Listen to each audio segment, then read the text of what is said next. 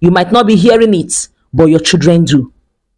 Just like I did, but I was not telling anybody. I would just hear the strange owl noise, strange birds, in the middle of that at a set time. This could also be sounds of cats, mewing in the middle of the night, crawling in the middle of the night, barking dogs in the middle of the night, alongside nightmares occurring almost all the time.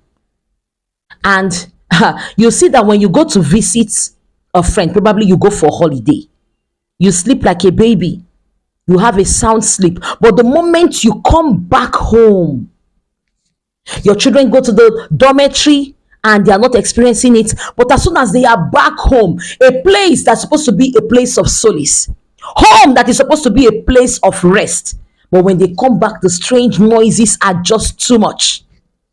This barking dog was a very popular one then in that territory we used to live in.